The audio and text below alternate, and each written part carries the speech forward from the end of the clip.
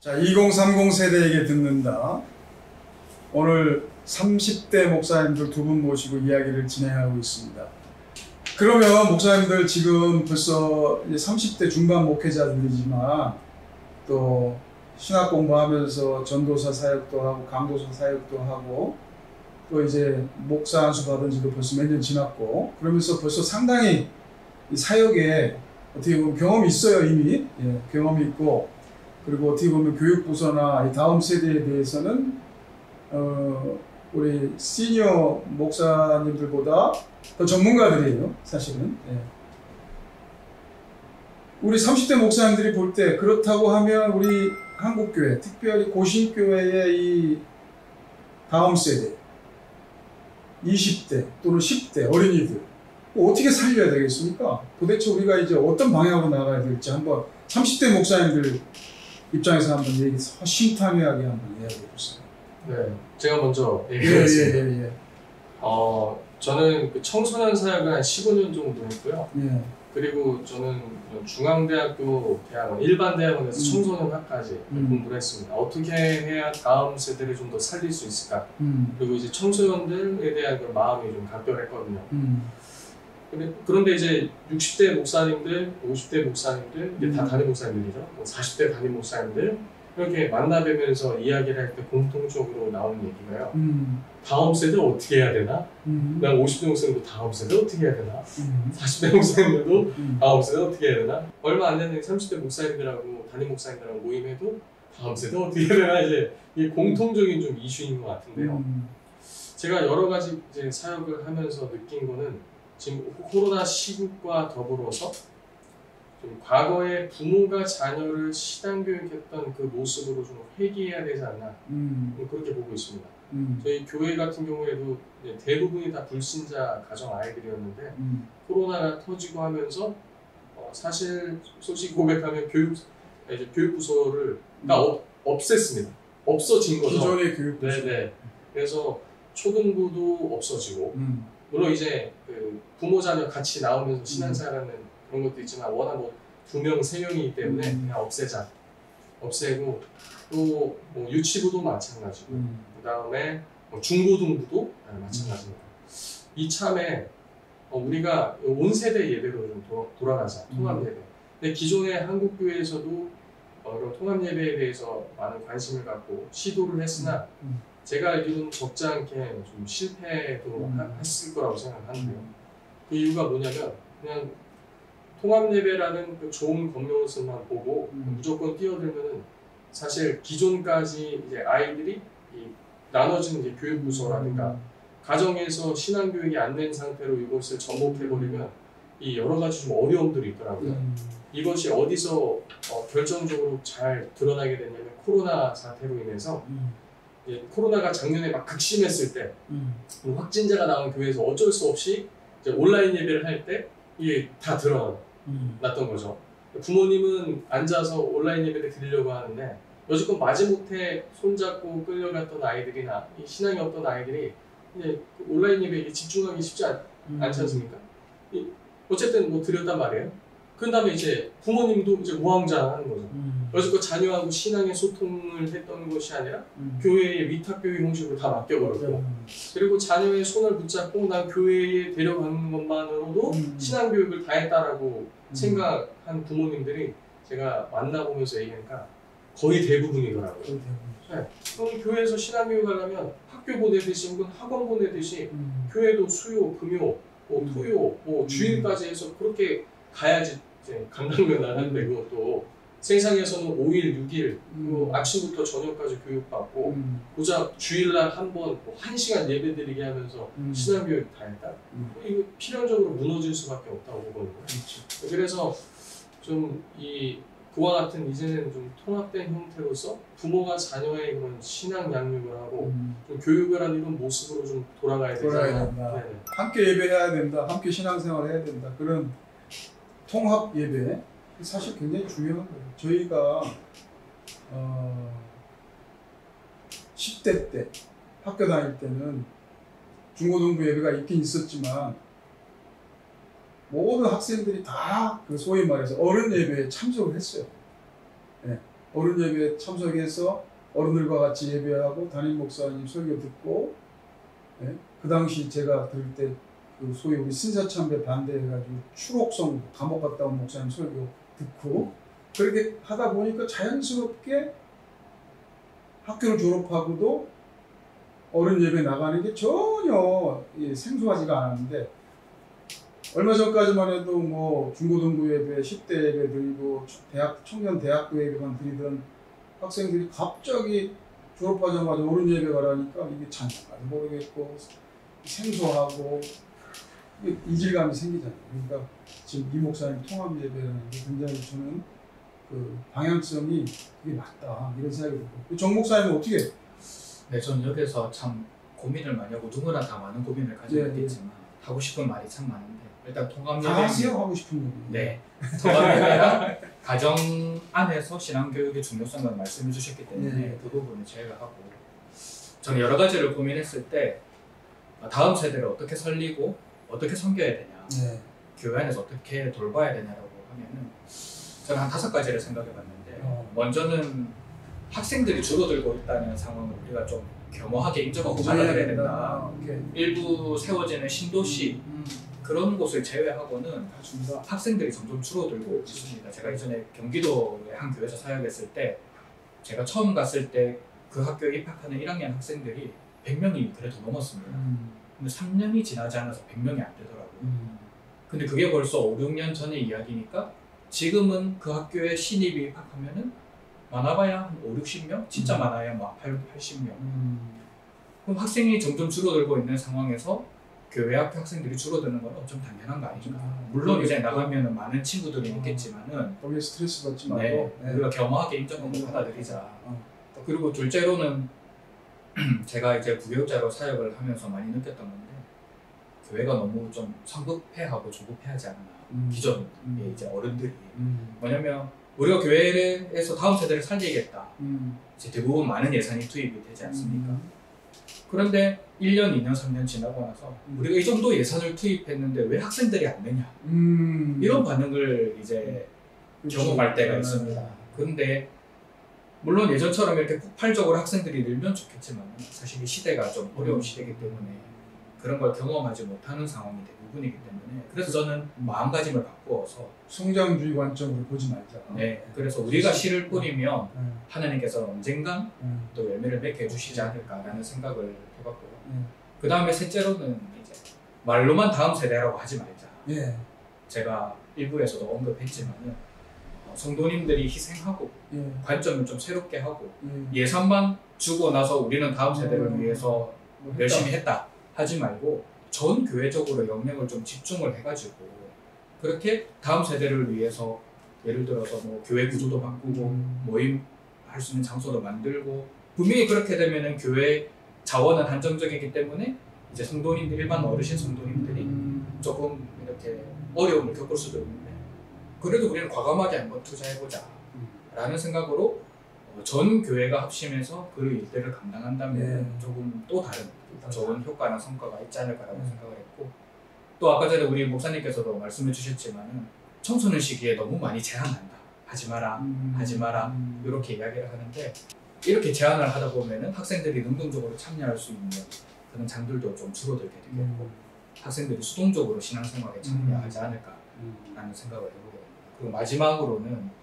저는 이게 가장 우선시 돼야 된다고 생각을 하는데, 전문 사역자를 교회에서 양성을 해줬으면 좋겠습니다. 이게 뭐냐면은 어느 순간 우리 교단 안팎으로 보면은 청소년 사역자 전문가다 하면은 예전에는 떠오르는 인물들이 있었습니다. 근데 그분들이 이미 다 40대 넘어가시고 중후반이 되셨는데, 그럼 새롭게 떠오르는 청소년 사역자 혹은 유아 유치부 사역자 뭐 이런 사역자를 떠올리면 떠오르는 사람이 없습니다. 뭐 왜 그럴까? 이재용 목사님 떠오르시죠. 이재용 목사님은 떠오르시는데 예전만큼 뭐 이름만 되면 알만한 그런 목사님들, 뭐 전국구로 활동하시는 목사님들, 그런 분들이 안 떠오르는 이유가 뭘까라고 생각했을 때, 제가 봤을 때는 이건 교회 구조적으로 어려움이 있지 않을까. 뭐냐면은 중고등부를 담당하는데 그 목사님의 가진 은사나 달란트를 보고 담당하는 게 아니라 기존 목사님보다 조금 더 젊으니까 소통이 잘 되겠지 중고등부를 담당하세요. 혹은 초등부를 담당하는데 어리니까 담당하세요. 이렇게 되는 경우를 제가 많이 봤습니다. 그리고 뭐 중고등부를 담당한다고 해서 온전히 그 한 부서만 맡는 게 아니라 교부도 병행해서 맡고 교회 행정도 서포팅해서 들어가고 이렇게 많은 일들을 한꺼번에 감당을 하다 보니까 나름 노력은 하는데 에너지를 완전히 투자할 수 없는 그런 상황이 생기게 되더라고요. 근데 이제 뭐 저희 동기 중에서도 좀 우리 동기들은 다 알고 있지만 이렇게 사역을 잘해가지고 뭐 얼마 전에 SFC 뭐 사역자들 이런 데서 부도원교에서 열린 거기서 발표한 사례 발표한 동기들도 많은데 역량을 집중을 하고 마음껏 사역할 수 있고 그런 환경이 만들어지고 또 거기에 사역자 자신도 온전히 헌신해서 뭐 밤늦게까지 학생들을 만나고 다니니까 코로나 시국에서도 학생들이 몰려와서 예배를 드리더라고요. 이런 경험을 하게 된 그런 동기도 있는 반면에 저는 또 다른 동기 한 명은 정말 청소년 사역자로 본인도 꿈과 비전과 열정이 있는데 그런데 우리 청소년 사역하러 우리 교회에 오세요 해서 갔더니 갑자기 통합 예배로 바뀌게 되고 청소년 사역에 온전히 집중하지 못하는 상황이 생겨서 제가 볼 때 그 동기 목사님은 자신이 가진 은사를 완전히 발휘할 수 없는 그러니까 전문인 사역자로 세워질 수 없는 환경도 있지 않을까라는 생각을 해보게 됩니다. 결국 교회와 교단이 다음 세대를 살리려면 각 사역자가 가진 달란트를 따라서 맞는 다음 세대의 부서를 맡기는 것도 중요하겠고 또 때로는 온전히 역량을 집중해서 그 부서만을 케어해서 영혼들을 살리는 데 더 노력을 해야 이게 좀 더 효과가 많이 나타날 수 있지 않을까라고 저는 개인적으로 생각을 해봅니다. 저는 여기서 두 가지를 또 첨언하고 싶은데요. 일단 교육부서가 나눠져 있다는 측면에 있어서 그러니까 저도 예전에 청소년 사역을 했을 때 항상 주장이었던 것이 청소년 사역을 오래 해온 사람이 하면 좋겠고 두 번째로는 풀타임 사역자가 하는 것이 좋겠다. 파트 사역자한테 맡기는 것이 아니라 왜냐면 학생들도 알거든요. 토요일 돼가지고 얘들아 잘 지내니 하면은 벌써 교회 나가러 가는 소리구나. 근데 알아요. 그래서 저 같은 경우에 예전에 사역할 때는 항상 화요일부터 시작했습니다. 그래서 청소년 사역은 평일 사역이다. 이런 얘기를 좀 주구장창 외치고 했었거든요. 그리고 당시에도 이 청소년 사역자, 이제 청소년 부서를 맡았는데 청소년하고 대화를 어떻게 해야 되는지 몰라서 문의가 오고 뭐 이런 것들이 많았어요. 그래서 이 전문성의 좀 부재가 좀 상당히 심각하지 않냐. 사실 청소년 학을 배울 때도 교수님이 그런 얘기했거든요. 그 전공 현장에 뭐 20-30년씩 계셔도 요즘 청소년들은 매년 새롭게 관찰해서 새롭게 보고서를 작성하고 새롭게 접근을 해야 될 만큼 급변하고 있다. 근데 그 전문가분들도 그렇게 지금 얘기를 하고 있는데 그럼 현장은 어떤가? 그런 부분을 하나 말씀드리고 싶고요. 또 하나는 이 교육부서의 사역자가 모든 것을 감당하는 게 아니라 이 부모 세대들을 강화할 수 있는 교육 쪽으로 좀 이것이 선회돼야 되지 않나 이런 생각을 합니다. 제가 작은 교회에서 한 7명 데리고 그 한 해에 뭐 3배, 4배씩 이렇게 막 아이들이 급성장하고 아이들이 막 거기서 막 저희 학생부 예배할 때 3시간씩 하고 했었거든요. 왜냐면 아이들이 수련회 갔다 오면 그때는 믿음이 뭐 반짝하는 것 같은데 이게 소위 막 한 달도 안 간단 말이에요. 그러면 우리 매주 수련회 하자.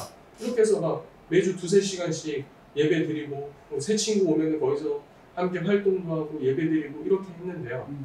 세월이 흐르고 보니까요. 그 아이들이 없는 거예요. 그렇게 뜨겁게 예수님 믿고 만나고 신앙생활했던 아이들이 한 5-6년, 7년, 8년 지나서 되돌아보니까 그 교회에 남아있지 않는다는 거죠. 왜 이런 현상이 나타날까? 예전에 그 SFC에서 이 통계 자료를 냈었거든요. 부모에게 영향을 받는 신앙이 그때 56%까지 50몇 %였던 것 같고 담임 목사님한테 받는 영향 11%인가? 죄송합니다. 정확하게 기억이 안 나서. 그리고 교육부서의 교사에게 받는 영향이 2%인가 이렇게 충격적으로 나왔습니다. 그래서 실상 어디서 가장 큰 영향을 받는가? 이제 부모라는 것이죠. 그래서 부모들이 교회에서는 헌신하고 충성하고 봉사하는데 가정에서 어떤 모습을 보이며 어떻게 신앙인으로 살아가면서 삶을 물려줄 것인가 이게 상당히 좀 중요하다고 보거든요. 중요한 말씀을 했어요. 그러니까 제가 볼 때도 이게 결국 함께 하는 게 중요하거든요. 그러니까 제가 그 유학생활 하면서 거기 이민 오신 분들이나 그런 분들에게 당부하는 게 있어요. 어떤 분들이 이민 와가지고 그 가정교육 실패하는 첫 번째 그게 뭐냐면 식사를 2번 차리는 거예요. 어른들 위주의 한국식 음식. 애들은 한국식 음식 매운 거 김치 잘 안 먹으니까 뭐 예를 들면 양식을 2개 차려가지고 밥을 따로따로 먹어. 그거는 애들 망치는 지름길이다 제가 그렇게 얘기해요. 왜냐하면 자 보세요. 애들이 입맛이 완전히 서양식으로 얘네들은 바뀌어버렸어. 엄마 아빠는 죽으나 사나 한국 음식 먹어야지 이거 못 먹거든. 그러면 그런 식으로 몇 년 삶이 어떻게 되겠습니까? 부모하고 자식하고 밥도 같이 못 먹어요. 외식도 못 해요. 외식해도 애들은 이거 먹고 싶고 부모는 저거 먹고 싶죠. 그러면 애들하고 같이 대화를 할 수 있습니까? 뭐 신앙생활 같이 할 수 있겠습니까? 완전히 그냥 생이별하는 건데 너무나 쉽게도 같이 밥 먹으러 같이 어렸을 때부터 애들 같이 밥 먹고 같은 음식 먹는 분이에요. 그 예배 드릴 때도 같이 예배 드리고 같이 기도하고 같이 밥 먹고 하는 이게 분리되기 시작하면 그 다음엔 아무것도 안 해요. 그래서 제가 그렇게 제가 아는 분들에게는 그렇게 강력하게 요구하고 했는데 예배도 마찬가지 아닐까? 교회도 이게 부모하고 같이 예? 목사님하고 같이 함께 하는 거 이게 너무 중요하다. 함께 기도하고 함께 예배하고 함께 성경을 나누고 함께 먹고 함께 뒹굴고 하는 이거 너무 중요한 것 같아요. 그래서 제가 지금 현재 그냥 개인적으로는요, 이 교육부서가 이렇게 나뉘어서 하는 물론 잘하는 사역자는 이렇게 굉장히 이렇게 잘 하시고 계신데 개인적인 경험과 이 모든 것들을 봤을 때 그리고 청소년 학적으로 봤을 때도 오히려 그 부모 체계로 가는 것이 좀 더 좋지 않을까. 맞습니다. 그래서 그러니까 아이들이 교육부서에서 그 탁월한 사역자한테 말씀도 듣고 다 좋다는 거예요. 삶에 적용이 안 됩니다. 근데 그래서 제가 그렇게 얘기했어요. 이 코로나 시국에 부모 중에서 이제 교육부서 없으니까 고민해서 오시더라고요. 어떻게 해야 됩니까? 그래서 아이들이 많은 것을 듣고 배우는 것보다 더 중요한 게 말씀대로 사는 건데 가정에 어려운 일이 터졌을 때 집사님 그거 혼자 끙끙 앓지 말고 자녀 불러다가 무릎 꿇고 하나님께 기도하자. 가정에 이런 문제가 이게 신앙교육입니다. 그래서 눈물을 흘리면서 기도하고 하나님께서 이루실 거야. 그런데 말은 이렇게 했지만 본인도 갈등이 있잖아요. 그러면 이제 하나님 이거 자녀한테 이루실 거라고 얘기했는데 제가 이루어질 거라고 얘기했는데 이거 어떻게 합니까 하나님? 그러면서 더 하나님 찾게 되고 그럼 부모가 더 신앙에 성장하고 하나님께서 이루시는 걸 보면서 자녀가 삶에서 아 들었던 말씀을 저렇게 적용하는구나. 24시간 부모하고 요즘 이제 뭐 학교도 물론 가긴 하지만 이 온라인 수업도 많이 하면서 부모하고 더 많은 시간 함께 하잖아요. 그렇죠. 이걸 통해서 이 가르쳐주고 이것을 배워야 되는데 그래서 많은 뭐 말씀과 내용을 들어서 또 어린 아이들이 뭐 지식적으로는 알 수 있겠으나 이게 적용이 안 되는 그런 문제로 인해서 아이들이 뭐 10대가 되고 20대가 돼서 이 이탈이 많이 생기는 것이 아닌가 이런 것들을 좀 많이 보게 됩니다. 그렇게 함께 하고 또 아까 우리 이 목사님이 부모 교육에 좀 집중해야 된다 했는데 그래도 전문성이라는 건 또 우리가 무시할 수 없어요. 그렇죠? 여기도 청소년 전문가고 여기도 또 교회에서 다음 세대 전문가라고 할 수 있는데 이미 10여 년 이상 했으면 전문가죠. 근데 이 전문성이라는 게 이게 뭐랄까 이 분리되어 있는 전문성은 이게 힘이 없는 것 같아요. 그래서 다음 세대 전문가 또는 다음 세대 전문 사역자가 갖추어야 할 또는 덕목이랄까 또는 정말 누가 전문가냐 이런 질문을 한번 드려보고 싶어요. 전문성을 어떻게 키워야 되겠습니까? 다음 세대 사역자의 전문성 도대체 어떻게 키워야 되겠어요? 어떻게 하면 되겠어요? 예, 제가 청소년 사역을 오래 하면서 나름대로 전문가라고 생각했는데 뭐 완전 전문가 프로는 아니더라도 최소 아마추어 상급은 되겠다. 근데 이제 청소년 사역을 공부하면서 제가 청소년의 취급도 몰랐구나 이런 생각을 많이 했거든요. 네. 왜냐면 이 청소년 전문 분야가 굉장히 폭이 넓고 공부할 것도 많고 특별히 지금 아이들에 있어서 왜 저렇게 생각하고 반응하는지에 대해서 공부를 하니까 보이더라고요. 그래서 기본적으로 그러니까 이 세상에 청소년 학을 하거나 세상에서 이 전문가 사역자들이 전문가들이 이 교회한 청소년 이제 사역자들, 청소년 전문가라는 분들을 볼 때 사실 전문성이 굉장히 좀 빈약하다고 할 수 있어요. 그러니까 제가 안에서 봤을 땐 모르겠는데 밖에 나와서 보니까 그렇더라고요. 그리고 의외로 지금 대한민국의 청소년 관련된 시스템이 굉장히 잘 되어 있습니다. 그래서 교회 아이들도요, 뭐 청소년 수련관이나 이런 데로 실상 많이 뺏기고 있다는 거 아십니까? 예전에는 이제 아이들이 뭐 주일날 놀 곳이 없어서 활동할 곳이 없어서 뭐 대부분 이게 교회를 몰렸다면 이제는 교회가 하는 그런 활동 프로그램들을 대부분 세상이 다 가지고 있어요. 오히려 훨씬 더 탁월하고 훨씬 더 체계적이고 아주 촘촘하게. 그래서 이런 것들을 우리가 역으로 이 세상 학문에 관련돼서 이런 부분을 공부해서 제가 그때 공부할 때 야 이거 SFC를 도입하면은 대박이다 뭐 이런 내용들도 많이 있었거든요. 이미 우리가 생각하고 이상적으로 생각하고 있던 건 세상에서 다 하고 있고 근데 세상에서도 이런 체계를 어떻게 실제로 굴릴 것인가 이제 요거로 이제 고민하고 있거든요.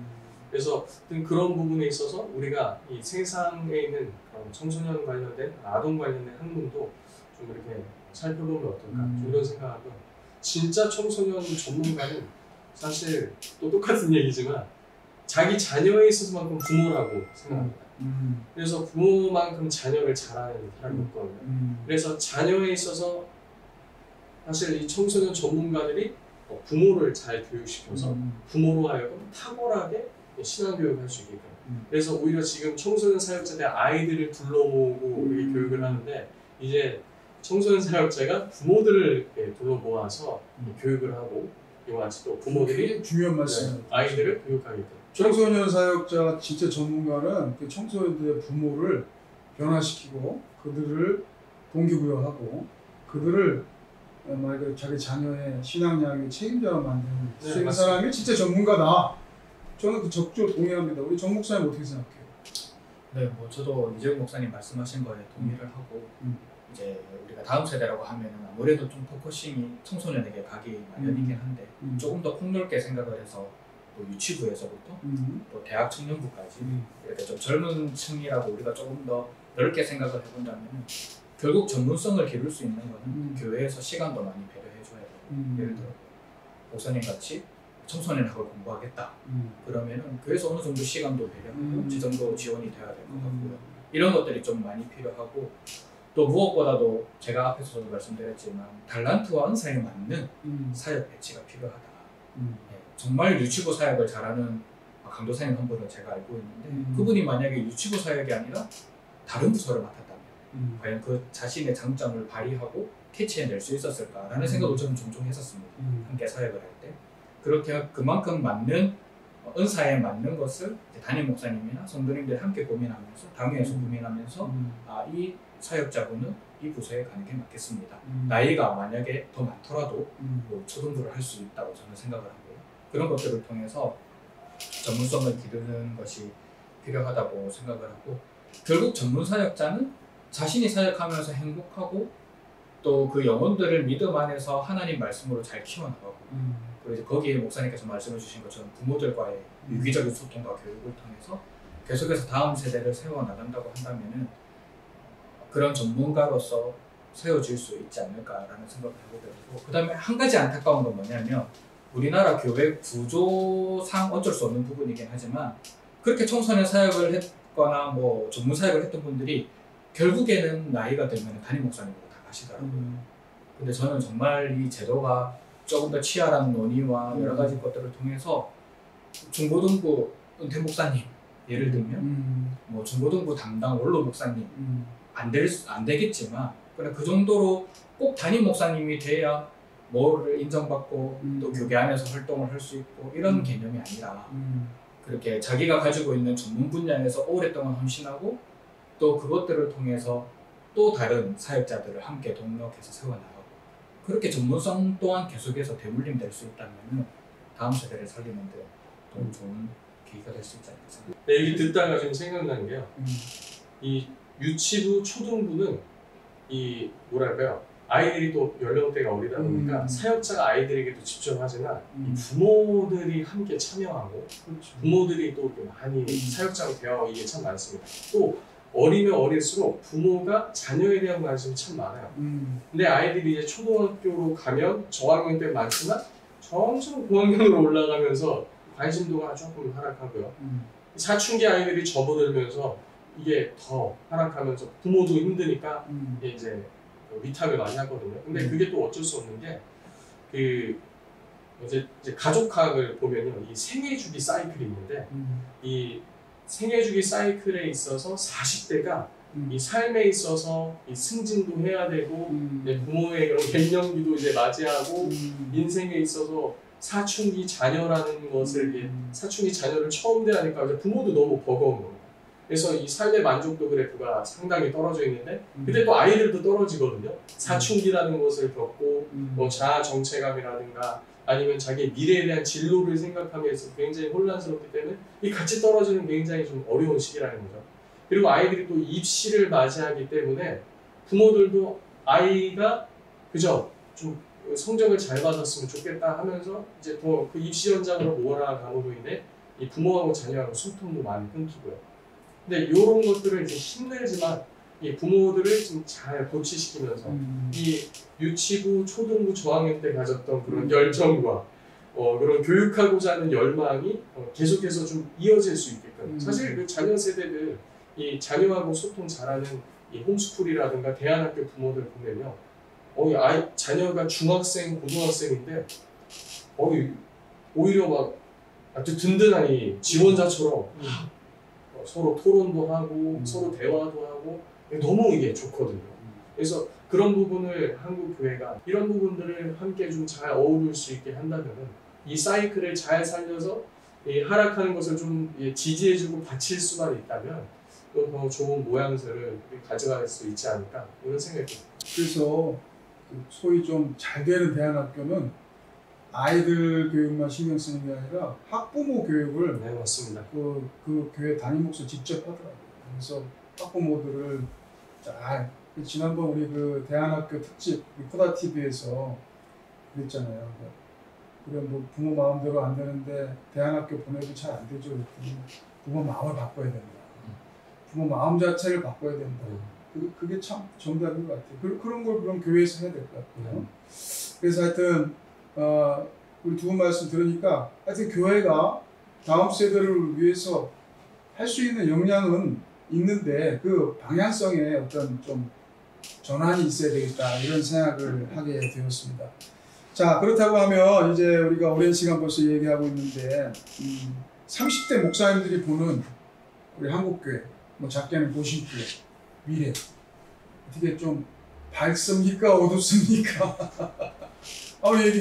얘기해 주세요. 이분들이 어떻게 보느냐에 따라 사실 한국교회의 미래가 결정된다고도 봐야 하는데. 저는 일단 개인적인 또 저희가 뭐 30대 목사님들을 다 대표한다고 생각하지는 그렇죠. 않지만 그러나 이제 미래를 바라볼 때 지금 이대로 간다면 많이 어렵지 않을까. 이대로 가면 어렵다. 네. 이 지금 각 교회 또 교단마다 이 다음 세대를 살리고 또 2030 세대들을 끌어안기 위해서 많은 노력을 하고 있음에도 불구하고 결국에는 체질 개선이 일어나지 않으면 한국교회 미래는 참 어둡지 않을까라는 그런 조심스러운 전망을 해보게 됩니다. 그럼 그 체질 개선이 뭐냐라고 했을 때 저희들이 지금까지 논의했던 뭐 부모님들의 적극적인 신앙교육, 또 교회 안에서 다음 세대를 위한 역량 집중, 그리고 2030 세대들 사회에서는 신드롬이 이렇게 일어나고 있는데 교회 안에서도 이제 그런 것들을 받아들이면서 우리 앞에 영상에서도 목사님들이 말씀해 주셨던 것처럼 위원회를 구성해서 의사결정에 참여한다든지 이런 체질 개선, 끊임없는 체질 개선이 일어나지 않으면 미래 한국교회는 또 너무 어려운 상황을 맞이하게 되지 않을까라고 생각을 해보게 되고 그리고 개인적으로 제가 그냥 그려보는 미래의 모습은 아마 큰 교회들만 좀 남지 않을까. 그리고 그 큰 교회들이 또 지금 이렇게 작은 교회들이 전문적으로 감당하고 있는 그런 특수사역들을 후원하는 형태로 그렇게 해서 큰 교회 하나에 뭐 어떤 교회는 이제 가정사역을 전문으로 하고 물론 큰 교회도 하겠지만 어떤 교회는 또 병원사역을 전문으로 하고 또 어떤 교회는 지역사회복지를 전문으로 하고 그렇게 해가지고 함께 연합된 형태의 교회들의 모습들이 세워지지 않을까. 그런 식으로 큰 교회는 큰 교회 나름의 그런 여러 가지 사역들을 감당해 나가고 작은 교회들은 특수성과 전문성을 살려가지고 이 지역에 녹아들어서 또 그런 귀한 사역들을 감당해 나가지 않을까라고 막연하게 생각을 합니다. 이대로는 안 된다. 어떻게 해야 됩니까, 이 목사님? 네, 짧은 소견입니다만 앞으로 어찌됐건 5년에서 10년 안에 세대 교체는 반드시 이루어지게 돼 있죠. 제가 그 어느 지역에 갔다가 한 교회의 소식을 들었는데 원래는 이제 교회에서 목사님 정년을 한 65세까지 하자 교회 자체 규정으로 일찍 은퇴하고 세대 교체를 하자라고 했다가 이게 여의치 않아서 원래 70세로 이렇게 다시 정했는데 그래도 3년 후면 이제 세대 교체가 돼야 되죠. 근데 이제 기성에 있는 이제 기존에 있는 성도들이 이제 나이가 상당히 있고 변화나 이런 것들을 싫어하고 근데 이제 문제가 이제 발생되는 거죠. 3년 후에 어쨌든 담임 목사가 교체돼야 되는데 교체됐을 때 기존에 있던 부교육자가 있어도 문제가 되고 새로운 사람을 들여와도 또 문제가 되고 그래서 결국은 이것은 한국 교회가 피할 수 없는 일이다라고 보고요. 현재는 이제 앞으로 있을 세대 교체를 위해서 지금부터 교회들이 준비를 해야 되지 않냐. 이제 5년 후에 세대 교체가 일어나도 지금부터 5년 후에 이제 금방 가죠. 10년 후에 세대 교체가 있어도 지금부터 준비를 해서 어느 정도 됐다 하면은 조금 일찍 은퇴를 하시든지 이렇게 해서 이것을 적극적으로 준비해야지. 이건 결국 미루면은 결국은 이제 급작스럽게 세대 교체를 할 수밖에 없고 그리고 세대 교체하면서 나타나는 교회의 이탈 그리고 부작용 문제 이거는 사실 시간 문제라고 봅니다. 2, 3년 당겨져서 그런 문제를 겪느냐 아니면 2, 3년, 5년 후에 겪느냐 똑같이 겪을 문제인데 이것을 어떻게 준비하고 대처해 나가느냐에 따라서 좀 달라질 거라고 보고요. 그리고 지금은 말 그대로 이 젊은 사역자들과 세대 교체를 생각하면서 미래의 변화 무쌍함을 좀 관측을 하고 예측을 해서 좀 준비해야 되지 않나. 제가 아는 지금 사업가들 그룹에서 그런 얘기들을 해요. 지금 포스트 코로나를 위해서 얼마나 기업들이 자주 포스트 코로나 관련된 세미나를 그렇게 개최하고 지금 제가 그 사장님 사무실에도 가보니까 그 책들을 엄청나게 읽고 계세요. 그러니까 기업의 생존을 위해서 세상을 이렇게 치열하게 하는데 솔직히 본인도 교회의 직분자지만 교회는 너무 준비를 안 하고 있는 것 같다. 그래서 우리가 이런 부분도 좀 귀담아 들을 필요가 있는 것 같습니다. 하나님의 그런 특별하신 은혜와 은총만을 생각할 것이 아니라 하나님께서 또 주신 일반적인 그런 은혜 가운데 우리가 세상을 좀 바라보고 관측하고 이렇게 변화될 것이니까 우리가 최선을 다하면서 준비하면서 나머지 부분은 하나님 손에 맡겨드리는 그와 같이 미래 세대를 우리가 대비해야 되지 않나. 필연적으로 좀 어려움이 있을 거라고 보고요. 근데 그렇게 준비한 교회들은 또 하나님께서 그 미래를 향한 발돋움할 수 있는 또 다른 은혜를 베푸시지 않을까 생각합니다. 코로나 팬데믹과 함께 2030 세대 돌풍이라는 새로운 상황이 한국 교회에 밀려들고 있습니다. 우리 두 분 목사님들 말씀처럼 이대로는 안 된다. 정말 우리가 하나님 앞에 전폭적으로, 전인격적으로 결단하고 변화되어야 할 시기다. 이런 말씀에 저도 동의하고 우리가 세대와 세대가 함께하는 교회, 주 예수 그리스도 안에서 전 세대가 한 몸이 되는 교회, 이 꿈과 비전을 향해서 우리 기성세대들이 또 교회 리더십들이 어떻게 내려놓고 무엇을 희생하고 무엇을 붙들 것인가. 이게 참 우리의 결단이라고 생각합니다. 우리의 짧은 인터뷰가 그 대답을 줄 수는 없겠지만 그래도 큰 방향성은 어느 정도 발견했다는 생각이 들고요. 저는 개인적으로 우리 30대 이 두 분 목사님들이 우리 코닷에 사실은 아주 중요한 역할을 하는 분들입니다. 제 제자이기도 하고 또 코닷의 동역자이기도 하고 상하관계가 아니라 굉장히 수평적으로 저희들이 움직이고 있습니다. 그리고 우리 코닷이 힘이 되는 거예요. 사실은 코닷이 힘이 되고 저는 이 30대 목사님들하고 같이 일하면서 많이 배우고 또 아마 여러분도 저한테 조금 배울 거예요. 그러면서 뭐 어려움이 없어요. 사실은 저는 개인적으로 굉장히 호흡이 잘 맞고 우리 한국교회도 좀 이렇게 되면 좋지 않나 이런 생각을 한번 하면서 우리 코다 TV 시청자 여러분, 우리 한국교회가 변화돼서 정말 다음 세대가 더 우리 세대보다 더 흥황하는 그런 한국교회 되기를 함께 기도하시고 또 코다 TV도 많이 응원해 주시기를 바랍니다. 구독, 좋아요 부탁드립니다. 두 분 목사님 오늘 수고하셨습니다. 감사합니다. 감사합니다.